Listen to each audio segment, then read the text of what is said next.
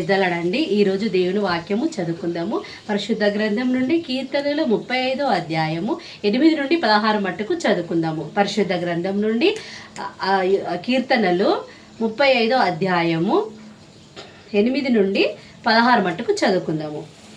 వానికి తెలియకుండా చేటు వాని మీదికి వచ్చును కాక, తాను ఒడిన వలలో తానే చిక్కబడునుగాక, వాడు ఆ చోటులోనే పడునుగాక. అప్పుడు యెహోవా యందు నేను హర్షించుదును, ఆయన రక్షణను బట్టి నేను సంతోషించుదును. అప్పుడు యెహోవా, నీ వంటి వాడెవడు?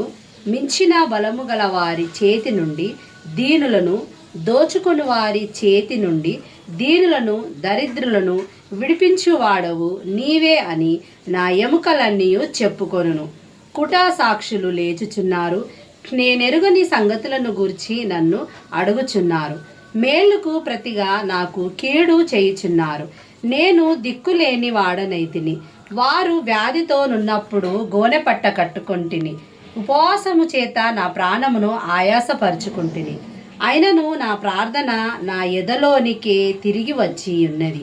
అతడు నాకు చెల్లి కాడైనట్టును సహోదరుడైనట్టును నేను నడుచుకుంటుని. తన తల్లి మృతి నొందినందున దుఃఖ వస్త్రములు ధరించుకొని వాని వలె కృంగుచుంటిని. నేను కూలియుండుట చూచి వారు సంతోషించి గుంపు కూడిరి. నీచులను నేనెరగని వారును నా మీదికి కూడి వచ్చి మానక నన్ను నిందించిరి. విందు కాలమునందు దూషణలాడు వదురుబోతుల వలె వారు వారి మీద పండ్లు కొరికిరి. దేవుడి కొద్ది వాక్యమును దీవించునుగాక. ఆమెన్.